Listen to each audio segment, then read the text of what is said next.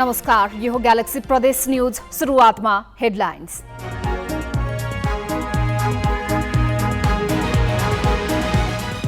संविधान प्रदत्त अधिकार निर्वाध उपयोगका लागि सामूहिक पहल गर्ने 6वटै महानगरका प्रमुख र उपप्रमुखको निर्णय। कानून सुधारका लागि साझा योजना बनाएर अघि बढ्ने प्रतिबद्धता। कर्णाली राजमार्गको स्तरोन्नतिमा सरकारको व्यवस्था। 3 वर्षमा 392 जनाको मृत्यु, 1200 भन्दा बढीको अङ्गभङ्ग। सुनसरी र मोरङका 4 ठूला उद्योग 500 कर्मचारी कटौतीको प्रक्रियामा। सरकारी नीतिले उद्योग धराशायी बनेको उद्योगीको आरोप। र व्यवस्था परिवर्तन भए पनि जाजरकोटवासीको अवस्था उस्तै। गाँस र बाँसका लागि सधैँ सङ्घर्ष।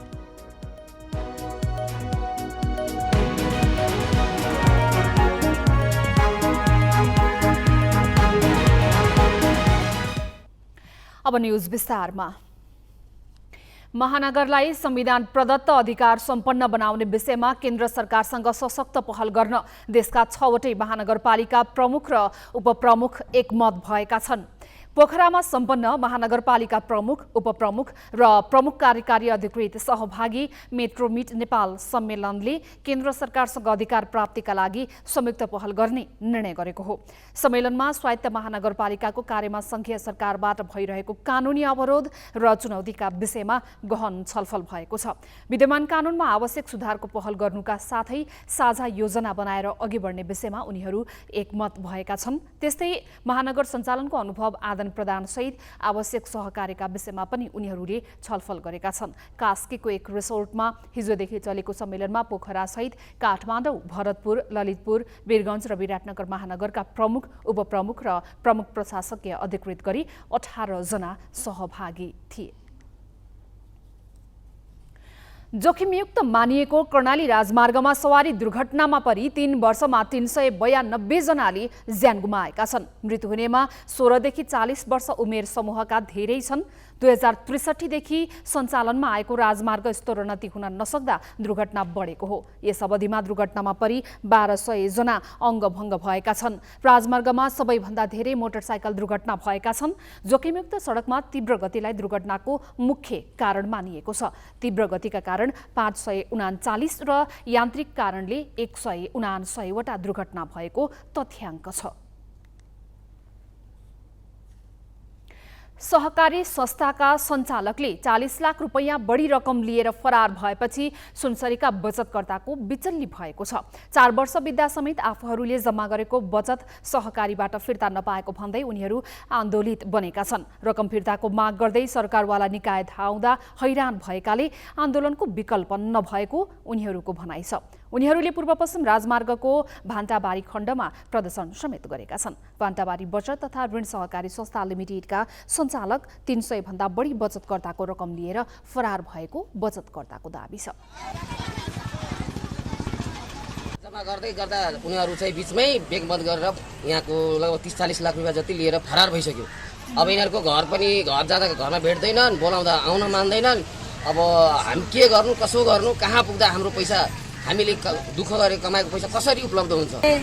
मेरा छोराहरूले मलाई घरको खर्च दिएको त्यो पनि काट्दै 2 रुपियाँ 5 रुपियाँ गाँस पेट काट्दै गरेर राखेर भोलि म बिमारी हुँला, दुःखको बिमार पर्ला, छोराहरू बाहिर गएका होला, कहाँबाट दबाई गरौँला भनेर 1 रुपियाँ 2 रुपियाँ 10-50 गर्दै गरेर 50,000 रुपियाँ बनाए।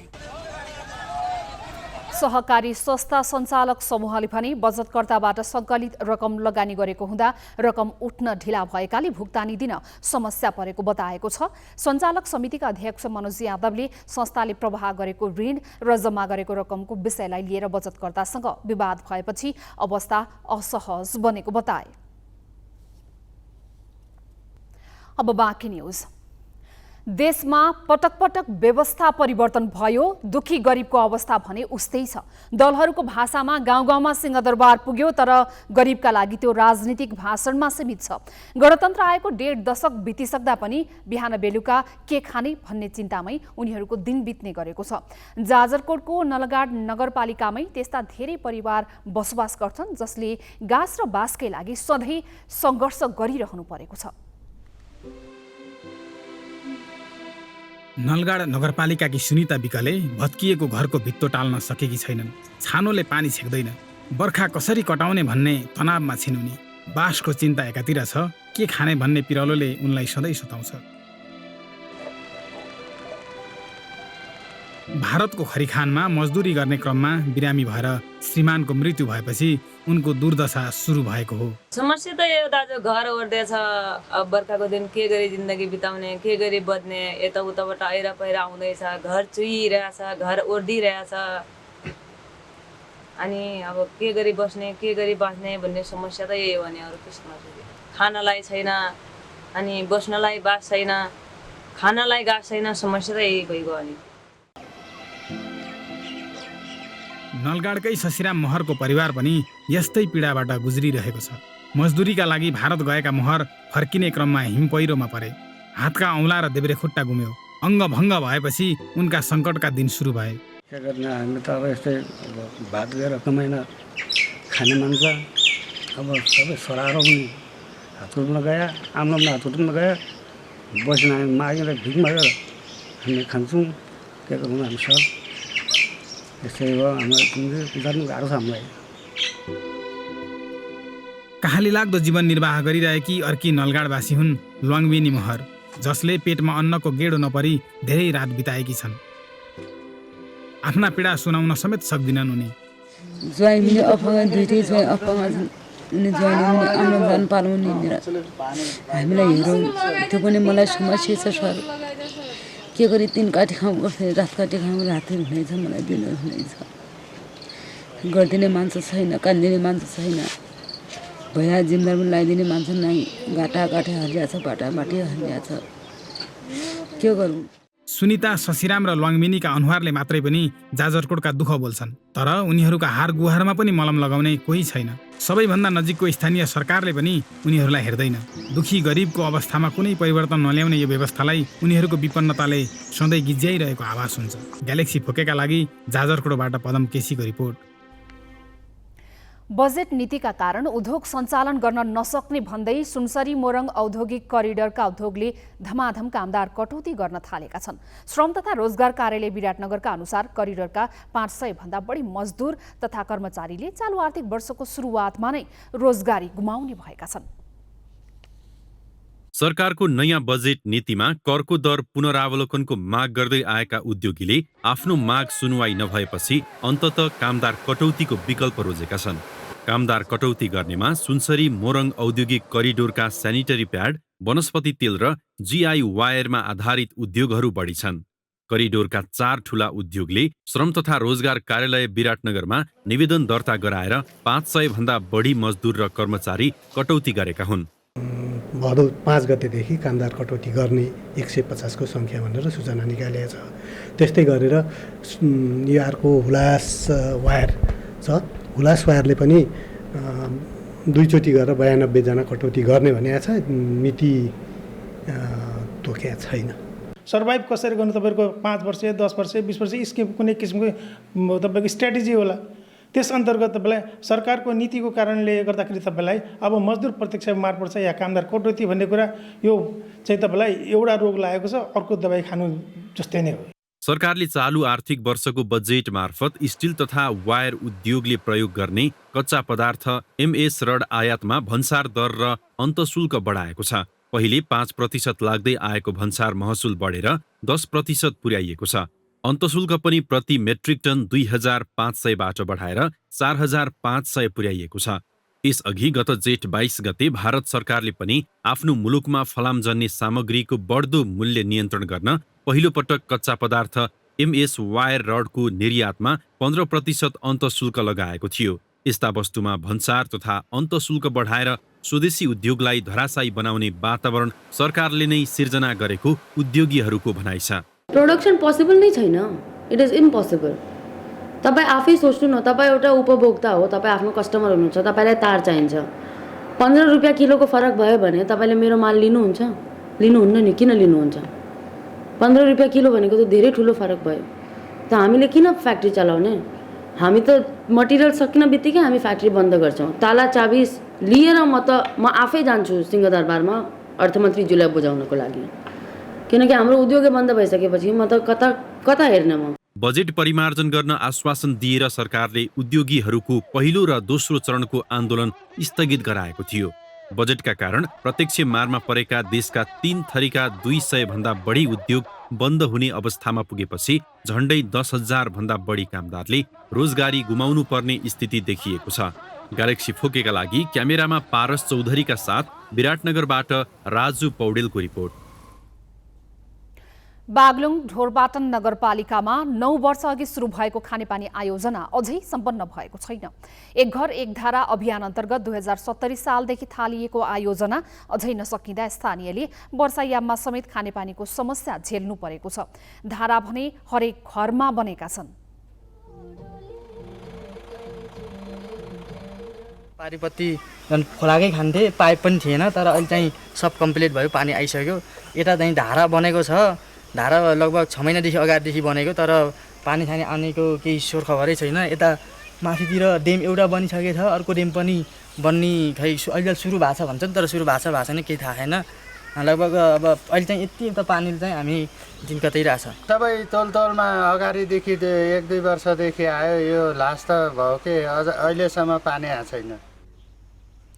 क्रमागत योजना अन्तर्गत रहेकाले पर्याप्त बजेट नआउने हुँदा निर्माणमा ढिलाइ भएको खानेपानी तथा सरसफाई डिभिजन कार्यालयले जनाएको छ।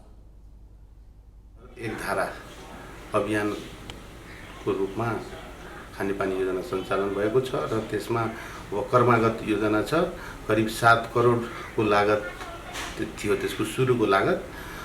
अहिलेसम्म 2 करोड 50 लाख जति खर्च भइसकेको छ र 200 धारा गत वर्षसम्म बने। अब केही धाराहरूमा पानी पनि चलाउने क्रम सिलसिला चलिरहेको छ र आगामी वर्षमा हामी सकेसम्म त्यसलाई सबै धाराहरूमा पानी चलाउने र प्रोजेक्टको त्यो स्कोप एरियाभित्र सबै काम आगामी वर्ष सक्ने लक्ष्य रहेको छ। 7 करोड लागत अनुमान गरिएको आयोजनामा 9 वर्षमा 2 करोड 50 लाख रुपैयाँ खर्च भएको छ। हालसम्म 200 घरमा धारा निर्माण गरिएका छन्। केही स्थानमा ट्याङ्की निर्माण गरिएका छन् भने केही स्थानमा पाइप बिछ्याइएको छ। आयोजना निर्माण भए 1000 घरधुरीका 5000 नागरिक लाभान्वित हुनेछन्। सडक स्तर रणनीतिमा लापरवाही भएको आरोप लगाउँदै रामेछापको साँघुटारका बासिन्दाले निर्माण रोकेका छन्। चण्डीडाँडा बाँकी मैरी साँघुटार सडकमा नौलो सफल बिहानी निर्माण सेवाले मापदण्ड विपरीत कमसल निर्माण सामग्री प्रयोग गरेको आरोप लगाउँदै स्थानीयले निर्माण रोकेका हुन्। मोडमा तपाईँले जाली हाल्ने भनेर मैले जालीको इस्टिमेट गराएको, यो माथि डाँडामा मिसनेरी वाल थियो त्यो र ढलान यो माथि थियो, त्यो ढलान अहिले पर सर्याएर छ। पहिला यो माथि मैले उकालोमा ढलान गर्न लगाएको थिएँ, इस्टिमेट गराएको थिएँ, त्यो ढलान अहिले पर पुगेर छ। इस्टिमेटभन्दा विपरीत काम भएको र यहाँ चाहिँ बाटो बढ्ने काम होइन, मैले देखेको घट्ने काम भएको जस्तो मैले देखिरहेको। बागमती प्रदेश सरकार र रामेछाप नगरपालिकाको 72 लाख लागतमा ठेक्का पाएको कम्पनीले सडक निर्माणमा ढिलाइ गर्नुका साथै कमसल सामग्री प्रयोग गरेको स्थानीय बताउँछन्। निर्माणमा लापरवाही भएको स्वयं निर्माण व्यवसायी स्वीकार गर्छन्। खासै हामीलाई चाहिँ यस्तो भयो भनेर अवरोध गरेर रोक्न लाउनु चाहिँ भएको छैन। रोक्ने भने हामी रोक्थ्यौँ पनि र अलिकति सोलिङ चाहिँ बिग्रेकै छ। त्यहाँ त्यो त्यस्तै मान्छेहरू आए, त्यहाँ बिग्रियो, अहिले सपारेर अर्को टोली ल्याएर गराउँदैछु। मापदण्ड अनुसार काम नभए सडक निर्माण अवरोध कायम राख्ने स्थानीयको अडान छ, तर नगरपालिकाले भने निर्माणको अनुगमन नै नगरी पुनः म्याद थप गरेको छ। 12औं संशोधनलाई टेकेर त्यसको केही समय म्याद पनि थप गरेका छौँ काम सम्पन्न नभएकोले। र जुन चाहिँ निर्माण कार्यको गुणस्तर र क्वान्टिटीको कुरा गर्नुभयो त्यस सन्दर्भमा अब वास्तवमा निर्माण कार्य कुनै पनि योजनाको कार्य गुणस्तरीय हुनुपर्छ र हामीले ठेकेदारसँग सम्झौता गरे अनुसारको गुणात्मकता पनि कायम गरिएको हुनुपर्छ। क्वालिटी र क्वान्टिटी हाम्रो जे बिओक्यू र हाम्रो इस्टिमेट सम्झौतामा जे छ त्यो अनुसारको कार्य गरेको हुनुपर्छ निर्माण कम्पनीले। 5 किलोमिटर सडक फराकिलो पार्ने, नाला बनाउने, ग्याबिन जाली भर्ने, आवश्यक स्थानमा ह्युम पाइप राख्ने लगायत काम गर्ने गरी ठेक्का सम्झौता भएको थियो। ब्रेकपछि बाँकी न्युज। प्युठानमा जीव दुर्घटना हुँदा एकजनाको मृत्यु भएको छ। स्वर्गद्वारी नगरपालिका भ्याकुदेमा भएको जीव दुर्घटनामा रूपन्देहीकी मायादेवी ठाकुरको मृत्यु भएको हो। दुर्घटनामा अन्य 14 जना घाइते भएका छन्। उनीहरूमध्ये 9 जनाको अवस्था गम्भीर रहेको जिल्ला प्रहरी कार्यालय प्युठानले जानकारी दिएको छ। घाइतेलाई प्युठानमै प्राथमिक उपचारपछि बुटोल पठाइएको छ। स्वर्गद्वारी मन्दिर दर्शन गरेर फर्कने क्रममा जीव दुर्घटनामा परेको हो। ओह्रालोमा ब्रेक फेल हुँदा दुर्घटना भएको प्रारम्भिक अनुमान छ। नवलपुरमा आपराधिक घटना बढ्दै गएका छन्। जिल्ला प्रहरी कार्यालयमा 3 वर्षको अवधिमा 1636वटा आपराधिक घटना दर्ता भएका छन्। आर्थिक वर्ष 76-77 मा 477, 77-78 मा 560 र 78-79 मा 579 अपराधका घटना दर्ता भएको जिल्ला प्रहरी कार्यालय नवलपुरले जनाएको छ। आपराधिक घटनामध्ये आत्महत्याको तथ्याङ्क सबैभन्दा बढी छ। त्यसपछि लागु औषध, ज्यान मार्ने, यौन दुर्व्यवहार, घरेलु हिंसा र अभद्र व्यवहार गर्ने मुद्दा पनि बढेका छन्। हामी ग्यालेक्सी न्यूजको अन्त्यमा छौं। जाँदा जाँदै हेडलाइन्स।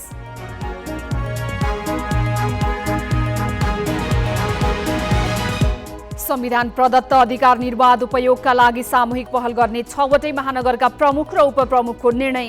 कानून सुधारका लागि साझा योजना बनाएर अघि बढ्ने प्रतिबद्धता। कर्णाली राजमार्गको स्तरोन्नतिमा सरकारको व्यवस्था। 3 वर्षमा 392 जनाको मृत्यु, 1200 भन्दा बढीको अङ्गभङ्ग। सुनसरी र मोरङका 4 ठूला उद्योग, 500 कर्मचारी कटौतीको प्रक्रियामा। सरकारी नीतिले उद्योग धराशायी बनेको उद्योगीको आरोप। र व्यवस्था परिवर्तन भए पनि जाजरकोटवासीको अवस्था उस्तै। गाँस र बाँसका लागि सधैँ सङ्घर्ष।